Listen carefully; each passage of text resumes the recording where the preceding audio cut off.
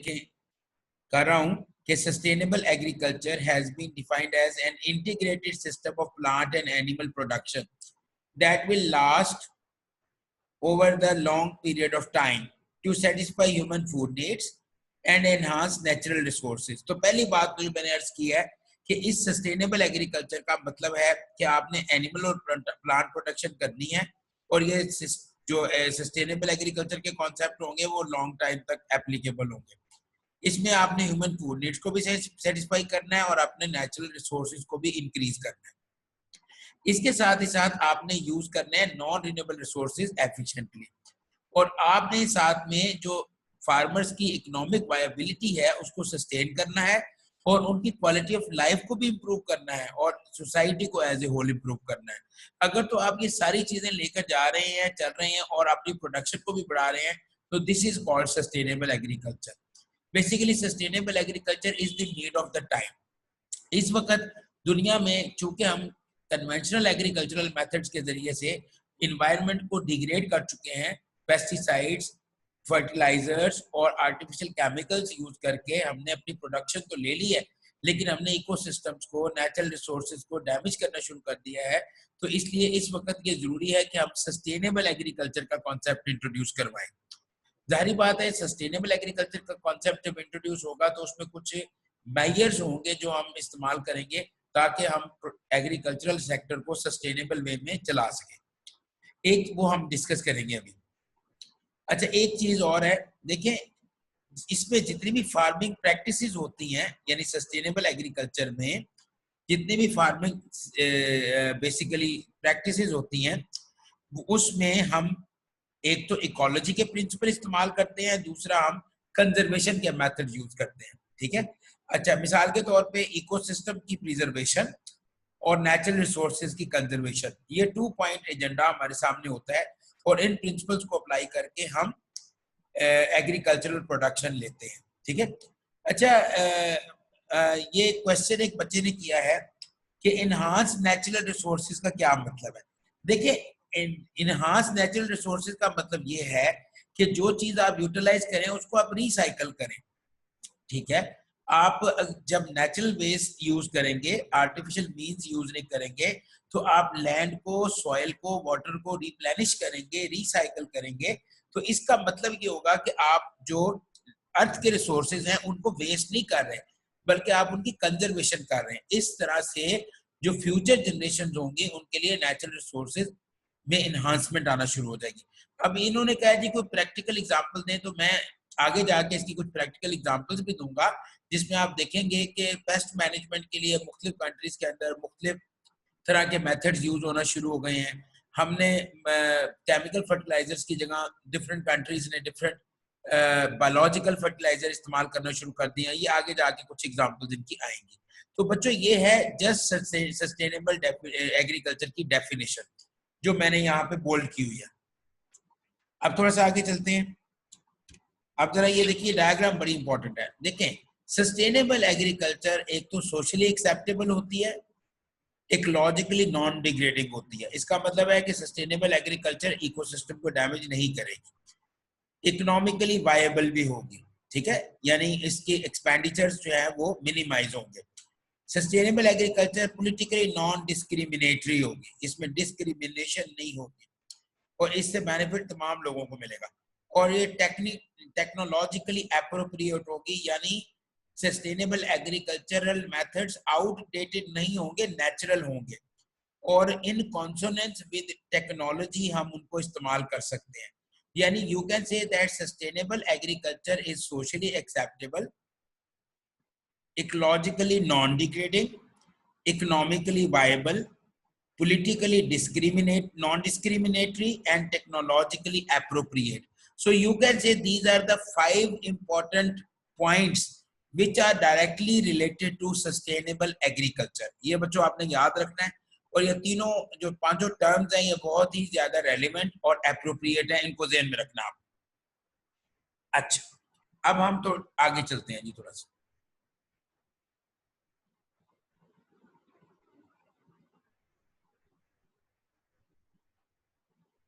अच्छा, politically non discriminating का मतलब है कि देखिए یعنی جو سسٹینیبل ایگریکلچرل میتھڈز یوز ہوں گے. ایک کوشچن کیا جی بچے نے کہ پولیٹیکل نان ڈسکریمنیٹری کا کیا مطلب ہے.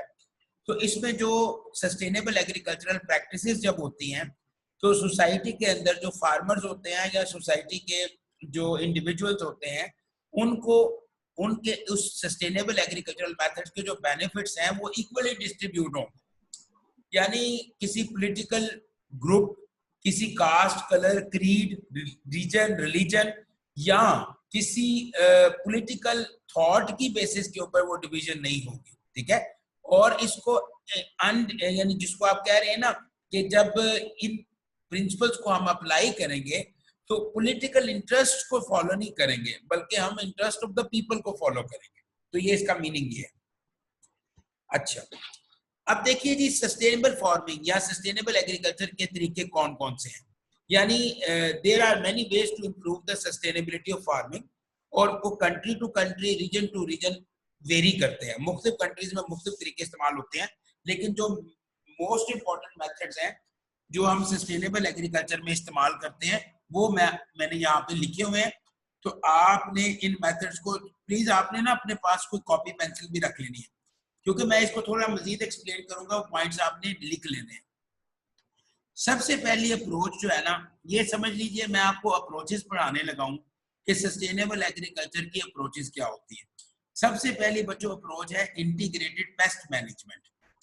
دیکھیے انٹیگریٹڈ پیسٹ مینجمنٹ کا مطلب ہے کہ without using chemical pesticides you manage paste. Chemical pesticides کو یوز کیے بغیر آپ پیسٹ کو مینیج کریں. تو اس میتھڈ کو, اس طریقے کو انٹیگریٹڈ کہتے ہیں. یعنی اس میں ہم اگر پیسٹیسائڈ یوز بھی کرتے ہیں, جو کیمیکل پیسٹیسائڈ ہوتے ہیں تو ان کا یوسیج بہت ہی لمیٹڈ کرتے ہیں, اور ہم ان کے آلٹرنیٹیو میتھڈز یوز کرتے ہیں جن کے ذریعے سے ہم پیسٹ کو مینیج کرنے کی کوشش کرتے ہیں. اب اس کا فائدہ یہ ہوتا ہے کہ اس سے ہیلتھ اور انوائرمنٹل رسک جو ہیں وہ کم ہونا شروع ہو جاتے ہیں. اب آپ کے ذہن میں کوشچن آ رہا ہوگا جناب کہ انٹیگریٹڈ پیسٹ مینجمنٹ کے لیے کون کون سے طریقے استعمال ہو سکتے ہیں. تو کائنڈلی وہ ذرا نوٹ کر لیں, آپ کے پاس کاپی پینسل ہونی چاہیے, ذرا نوٹ کر لیں. سب سے پہلا میتھڈ ہے جی یوز آف بایولوجیکل پیسٹیسائڈس یا نیچرل پیسٹیسائڈس. یعنی آپ نے کیمیکل پیسٹیسائڈس کی جگہ نیچرل پیسٹیسائڈس یوز کرنے ہیں جو پلانٹس کے ذریعے سے یا اینیملز کے ذریعے سے آپ ایکسٹریکٹ کریں گے. دوسرا کام آپ نے یہ کرنا ہے change in cultivation methods.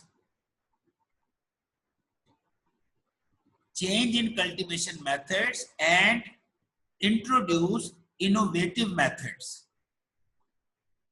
Cultivation methods کو چینج کریں اور ان میں انوویشن لے کر آئیں, نئی جدت لے کر آئیں. بچوں اس کی میں آپ کو کچھ سب پوائنٹس لکھا رہا ہوں, ذرا نوٹ کر لیں. یعنی یہ جو میں نے دوسرا پوائنٹ دکھایا ہے نا کہ ایگریکلچرل میتھڈس, کلٹیویشن میتھڈس کو چینج کریں, اس میں انوویشن لے کے آئیں. اس میں ایک میتھڈ ہوتا ہے اس کو ہم کہتے ہیں کراپ روٹیشن میتھڈ. یہ پوائنٹ نوٹ کر لیں, کراپ روٹیشن میتھڈ. یعنی ہمیں کراپ روٹیشن میتھڈ آپٹ کرنا چاہیے. دوسرا ہوتا ہے جی selective plantation. Selective plantation method, یہ میتھڈ ہمیں آپٹ کرنا چاہیے. اور تیسرا ہوتا ہے جی ٹریپ کراپ میتھڈ. ٹریپ کہتے ہیں نا پھندے کو, ٹریپ کراپ میتھڈ. ہمیں ٹریپ کراپ میتھڈ آپٹ کرنا چاہیے. اب ذرا غور کریں بچوں, یہ جتنے بھی میتھڈز کے میں نے نام لکھے ہیں نا یہ بڑے اپلائیڈ میتھڈز ہیں, اور یہ باقاعدہ سویڈن ہے, ڈنمارک ہے, یہاں ہے, انڈونیشیا ہے, ان کنٹریز کے اندر یہ میتھڈ یوز کیے جاتے ہیں. میں ابھی ان کی ڈیٹیل بھی تھوڑی سی بتا دیتا ہوں. جی بتا دیتا ہوں.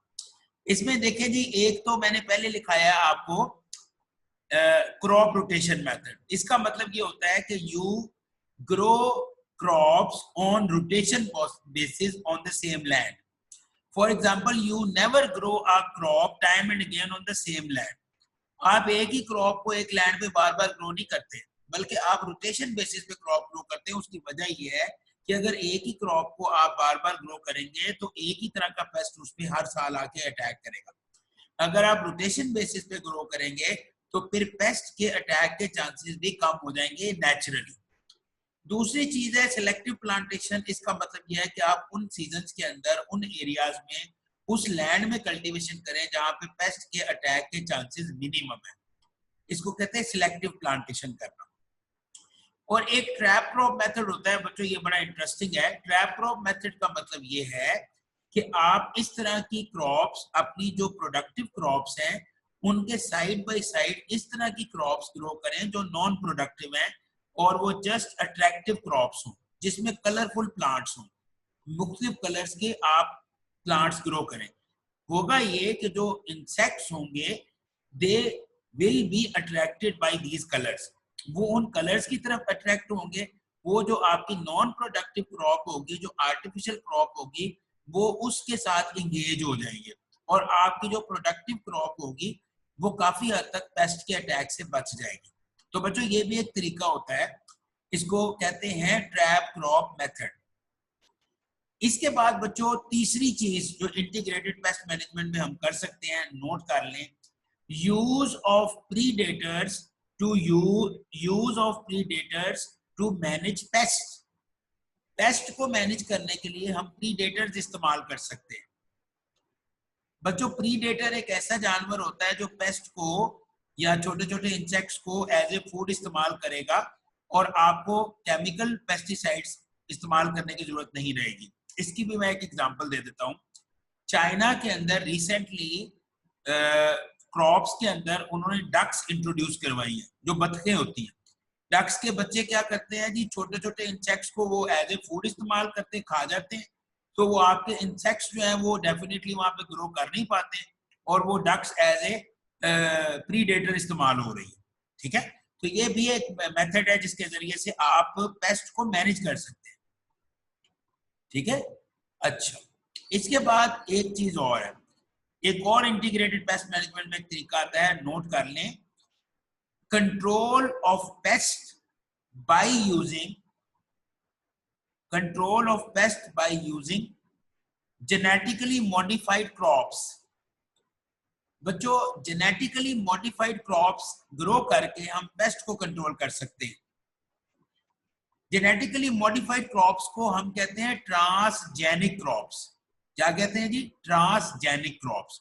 یہ ایسی کراپس ہوتی ہیں جو جینیٹک انجینئرنگ کے ذریعے سے ہائیبرڈ میتھڈولوجیز کے ذریعے سے بنائی جاتی ہیں, اور ان کے اندر سے ایسے ہارمونز ریلیز ہوتے ہیں کہ پیسٹ ان کے قریب ہی نہیں آتا.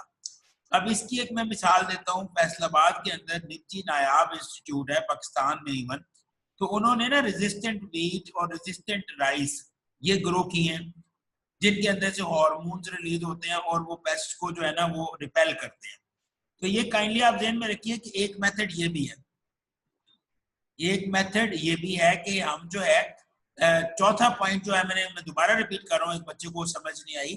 میں نے کہا کہ we can manage pest by using genetically modified crops. آپ genetically modified crops کو استعمال کر کے crops کو پیسٹ کو مینج کر سکتے ہیں, جس کی میں نے اگزامپل دی ہے آپ کو نبجی نایاب کے حوالے سے. نبجی نایاب انسٹیٹیوٹ ہے جی فیصل آباد کے اندر, اور یہ جینیٹک انجینئرنگ کے اوپر کافی ریسرچ کا کام کرتے ہیں.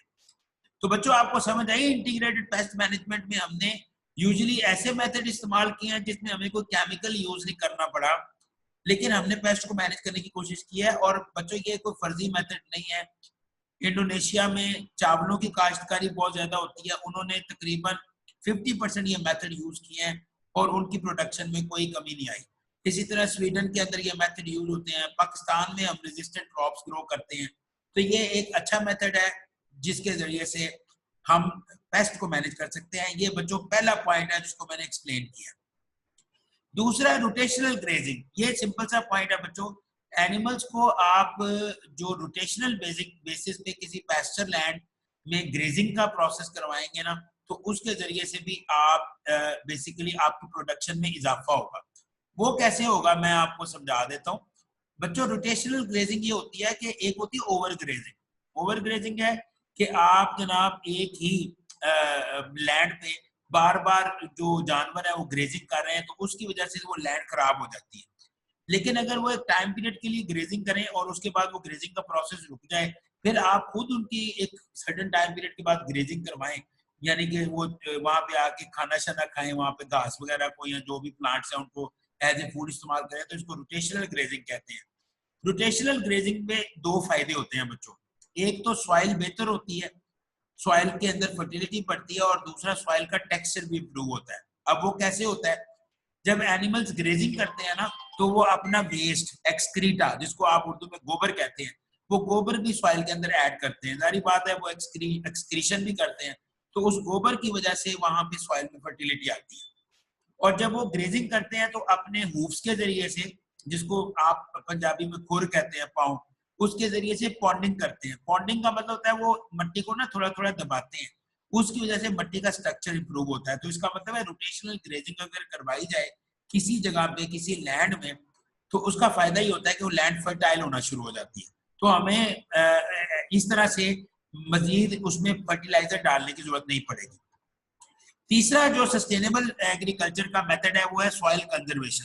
بچوں سوائل کنزرویشن کا مطلب یہ ہے کہ ہم سوائل کی جو لاس ہو رہی ہے ونڈ کے ذریعے سے یا کیمیکل فیکٹرز کے ذریعے سے, اس کو کسی طرح سے ہم پروہیبٹ کریں, ٹھیک ہے, مطلب روکیں. ٹھیک ہے, تو یہ چیز یاد رکھیں کہ سوائل کنزرویشن جو ہے وہ ہیلپ کرتی ہے لاس آف سوائل کو روکنے, یا ونڈ کی وجہ سے یا واٹر ایروژن کی وجہ سے جو سوائل ضائع ہو رہی ہے اس کو روکا جا سکتا ہے.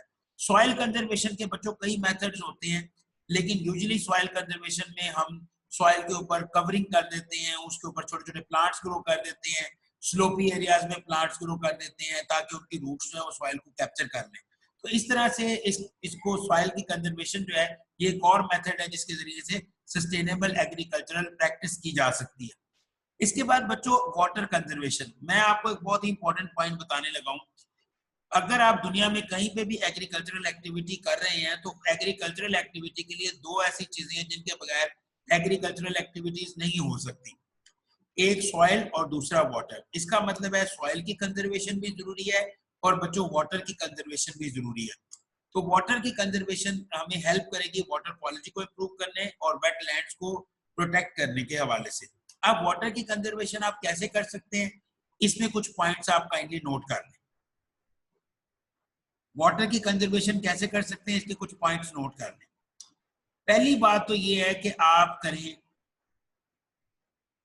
ڈرپ اریگیشن سسٹم استعمال.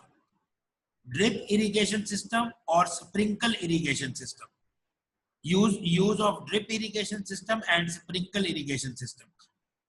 ہم جو استعمال کرتے ہیں ہم کرتے ہیں فلڈ اریگیشن سسٹم, یعنی ہم کھیتوں میں پانی چھوڑ دیتے ہیں اور پانی آہستہ آہستہ آہستہ آہستہ نیچے جاتا ہے, پھر وہی پانی جب بہت زیادہ ہم چھوڑتے ہیں تو پھر وہ واٹر لاگنگ اور سیلینٹی کاز کرتا ہے. تو دنیا میں جو میتھڈ یوز ہو رہا ہے بچوں ڈرپ اریگیشن سسٹم ہے, یعنی تھوڑا تھوڑا پانی چھوڑا جاتا ہے یا پانی کا چھڑکاؤ کیا جاتا ہے جس کو سپرنکل اریگیشن سسٹم کہتے ہیں. تو پہلے تو ہمیں واٹر کی کنزرویشن, پانی کو اس طرح سے بچا سکتے ہیں. پھر دوسری چیز یہ ہے کہ ہم we must construct water catchment areas. آپ کو واٹر کیچمنٹ ایریاز کنسٹرکٹ کرنے چاہیے جہاں پہ واٹر کو آپ سٹور کریں. اسمال اسکیل ڈیمز جن کو کہا جا سکتا ہے, چھوٹے لیول کے ڈیمز ہیں, وہ آپ کو سٹور کرنے چاہیے, مطلب ڈیولپ کرنے چاہیے, کنسٹرکٹ کرنے چاہیے. تیسرا امپورٹنٹ پوائنٹ بچوں غور کیجیے گا, لکھیں رین واٹر سٹوریج. رین واٹر سٹوریج, واٹر کی کنزرویشن کا تیسرا طریقہ یہ ہے کہ آپ رین واٹر سٹوریج کریں, یعنی جو بارش کا پانی ضائع ہو جاتا ہے اس کو ہم سٹور کریں.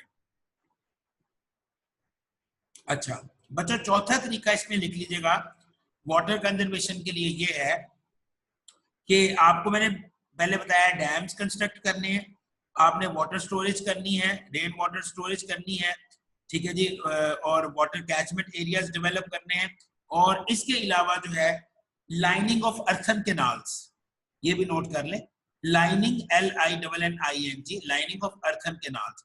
بچوں یہ جو کچی نہریں ہوتی ہیں نا ان کی کنکریٹ لائننگ کریں, کیونکہ کچی لائنوں سے جو پانی ہے وہ نیچے پرکولیٹ کر جاتا ہے جس سے واٹر ٹیبل انکریز ہوتا ہے اور پھر سیم اور تھور آتا ہے جس کو واٹر لاگنگ اور سیلینٹی کہتے ہیں. تو واٹر کنزرویشن کا ایک طریقہ یہ بھی ہے کہ ارتھن لائن جو کینالز ہیں ان کی لائننگ کریں, ٹھیک ہے. اور اس کے بعد ایک اور بڑا اہم طریقہ ہے جی, وہ لکھ لیں recycle water resources, recycling of water resources. آپ جو پانی استعمال کریں بچوں اس کو ریسائکل کر کے دوبارہ استعمال کریں. دس از اندر میتھڈ ٹو کنزرو واٹر. بچوں یہ واٹر کی کنزرویشن کا ایک اور طریقہ ہے. کنزرویشن آف واٹر کا ایک طریقہ یہ بھی ہے کہ ہم اس کو ریسائکل کریں. تو کائنڈلی یہ آپ ذہن میں رکھیں کہ یہ سارے بیسیکلی میتھڈ جو ہیں وہ واٹر کنزرویشن کے حوالے سے ہم بچوں کر سکتے ہیں. تو یہ چوتھا طریقہ ہے سسٹینیبل ایگریکلچر کا. یعنی میں نے آپ کو جو 4 یہ طریقے پڑھائے نا, integrated paste management, rotational grazing, soil conservation, water conservation, یہ سارے طریقے سسٹینیبل فارمنگ میں یوز ہوتے ہیں. 5 بچوں یہاں تک کوئی سوال کرنا ہے اگر آپ نے, پلیز کوئی کوشچن, کوئی تھیوری. یہ ٹیکنیکل ٹاپک ہے لیکن دیٹس ویری امپورٹنٹ, بڑا امپورٹنٹ ہے اور آسان ہے, مشکل نہیں ہے ویسے.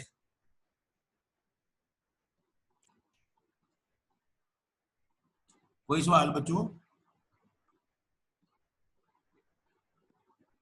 نہیں سر, اوکے اوکے ٹھیک ہو گیا جناب. اچھا آگے جی کور کراپس. بچوں پلانٹس جو گروئنگ پلانٹس ہوتے ہیں نا لائک کور, یہ ہیلپ کرتے ہیں ویڈس اور ایروجن کو کنٹرول کرنے سے. تو ہم نا چھوٹے چھوٹے پلانٹس گرو کر سکتے ہیں, ان کو کور کے طور پہ استعمال کر سکتے ہیں, سوائل کو کور کرنے کے لیے, سوائل کوالٹی کو امپروو کرنے کے لیے. تو کراپ, یہ کور کراپس جو ہوتی ہیں نا کلوور کی طرح کی جو پھیل جاتی ہیں, ٹھیک ہے نا, جیسے وہ بند گوبھی ہوتی ہے لائک دیٹ. تو اس طرح کی کراپس گرو کرنے سے وہاں کی سوائل کی کنزرویشن بھی ہوتی ہے, ایروجن بھی کم ہوتی ہے, اور وہاں کے نیوٹرینٹ لیول بھی امپروو ہوتی ہے. تو کور کراپس کو گرو کرنا یہ بھی ایک طریقہ ہے سسٹینیبل ایگریکلچر میں. اس کے بعد ہے نیوٹرینٹ مینجمنٹ. دیکھیں اس میں یہ ہوگا کہ آپ سوائل کو امپروو کریں گے اور انوائرمنٹ, اس کے انوائرمنٹ کو پروٹیکٹ کریں گے. بچوں سوائل کو امپروو کرنے کا طریقہ کیا ہے کہ ہم اس کے اندر نا ایسا فرٹیلائزر استعمال کریں جو نیچرل فرٹیلائزر ہو. یہ نوٹ کر لیں کہ we can improve the quality of soil by using natural fertilizer. Natural fertiliser جو ہوتا ہے وہ یوزلی آرگینک ہوتا ہے بچوں. آرگینک فرٹیلائزر ایسا ہوتا ہے جو اینیملز کے ایکسکریٹا کے ذریعے سے بنایا جاتا ہے, یا بایو ٹیکنالوجی کے ذریعے سے ہم اس کو مینوفیکچر کر سکتے ہیں, یا بچوں کمپوزٹنگ ایک میتھڈ ہوتا ہے اس کے ذریعے سے کر سکتے ہیں. تو آپ نے سوائل کی جو بیسیکلی امپروومنٹ ہے وہ اس طرح سے کرنی ہے جو میں نے آپ کو بتایا ہے کہ اس سے اس کا انوائرمنٹ جو ہے وہ بھی پروٹیکٹ ہوگا.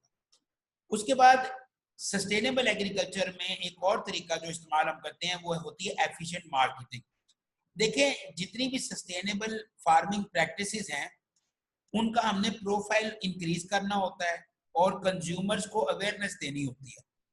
ٹھیک ہے, لوگوں کو اویئرنیس دینی ہوتی ہے کہ جو ہم پروڈکشن لا رہے ہیں سسٹینیبل میتھڈز کے ذریعے سے, they are far much better than the production which you are utilizing, which are present in market. ایک سسٹینیبل فوڈ ہوتا ہے, یعنی سسٹینیبل میتھڈز کے ذریعے سے آرگینک ویجیٹیبل جو ہوتی ہیں وہ فار بیٹر ہوتی ہیں ہیومن ہیلتھ کے لیے ایز کمپیئر ٹو وہ ویجیٹیبلز جو آپ نے کیمیکل فرٹیلائزرز کے ذریعے سے یا ان میتھڈز کے ذریعے سے بنائی ہوتی ہیں جو کہ کیمیکلز استعمال کر کے استعمال کی جاتی ہیں اور انوائرمنٹ کو بھی خراب کرتی ہیں اور ہیلتھ کے لیے بھی ڈینجرس ہوتی ہیں. تو سسٹینیبل ایگریکلچر میں جو مارکیٹنگ کا کانسیپٹ ہے یہ بہت اہم ہے. اس کے بعد بچوں ایک آخری چیز جو ہے سسٹینیبل ایگریکلچر میں وہ ہوتی ہے کراپ یا لینڈسکیپ ڈائیورسٹی, جس میں یہ ہوتا ہے کہ آپ نے کراپس کی بہت ساری ورائٹیز کو گرو کرنا ہوتا ہے. جب آپ بہت ساری کراپس کی ورائٹیز کو, اب میں فار ایگزامپل آپ صرف ایک ہی کراپ کے اوپر ریلائی کرنے کی بجائے آپ اس کی ڈفرینٹ ورائٹیز کو گرو کریں تو اگر ویدر کنڈیشنز ایکسٹریم ہوں گی یا کراپس کے اوپر پیسٹ کا اٹیک ہوگا تو پھر اس کے رسکس کم ہونا شروع ہو جائیں گے اگر آپ ورائٹیز آف کراپس گرو کر رہے ہیں. اگر آپ ایک ہی طرح کا کراپ گرو کر رہے ہیں اور اس کے ایک ہی طرح کا پیسٹ جو ہے یا ایک ویدر کنڈیشن چینج ہو رہی ہیں, بارش آ رہی ہے یا بارش نہیں آ رہی ہے, اس کی وجہ سے اس کراپ کی گروتھ کے اوپر افیکٹ آ رہا ہے, تو اس سے آپ کی پروڈکشن کم ہوگی.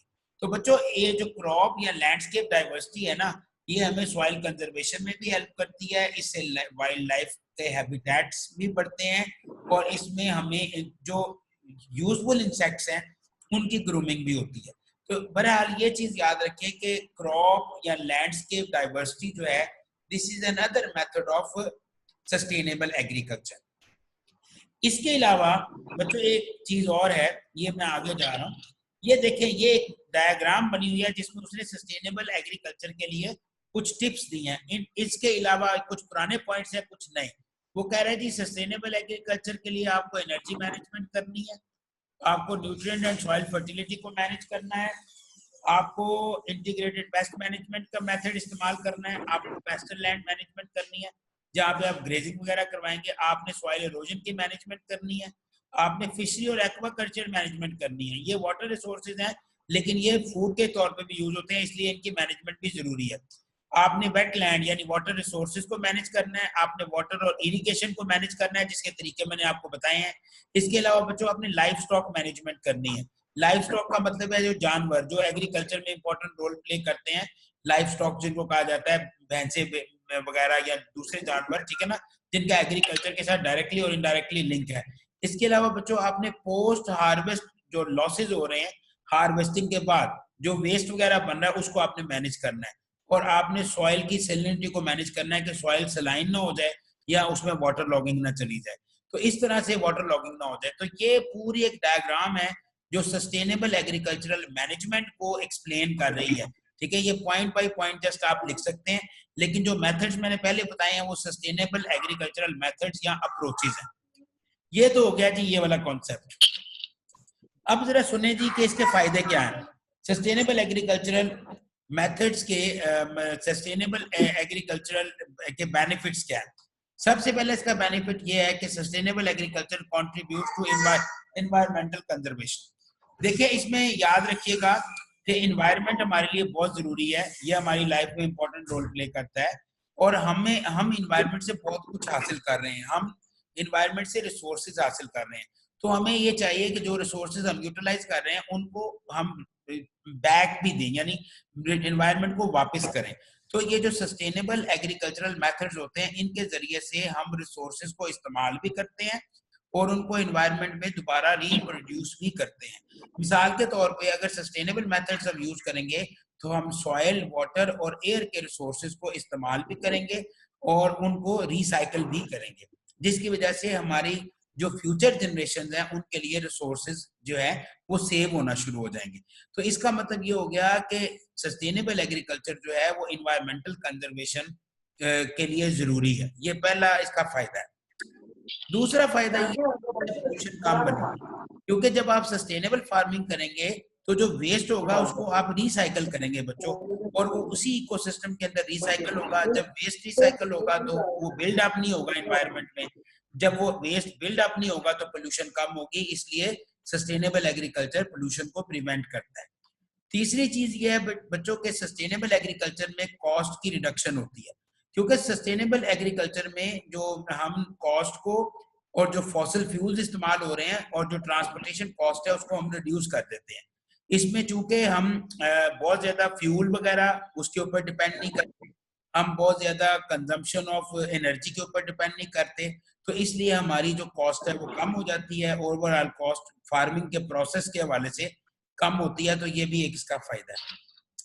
اس کے بعد بچوں ایک بہت امپورٹنٹ چیز ہے بایو ڈائیورسٹی کنزرویشن. جب آپ فرٹیلائزر یوز کرتے ہیں, پیسٹی سائڈز یوز کرتے ہیں, تو آپ کی بہت ساری اسپیشیز جو ہیں ان کا لاس ہوتا ہے, اس کو ہم کہتے ہیں بایو ڈائیورسٹی لاس. تو سسٹینیبل ایگریکلچر جو ہے اس کی وجہ سے بایو ڈائیورسٹی کنزرو ہو جاتی ہے, بہت سارے پلانٹس اور اینیملس جو ہیں وہ ان کی پروڈکشن میں اضافہ ہونا شروع ہو جاتا ہے, اس فوڈ کی اویلیبلٹی بھی بڑھتی ہے, اور پراپرلی پلانٹس کو ہم روٹیٹ کرتے ہیں, ٹھیک ہے جی, جس کی وجہ سے سوائل اور اس کے اندر جو بیسیکلی مائکرو آرگنزمز ہوتے ہیں وہ بھی ریسائیکل ہوتے ہیں.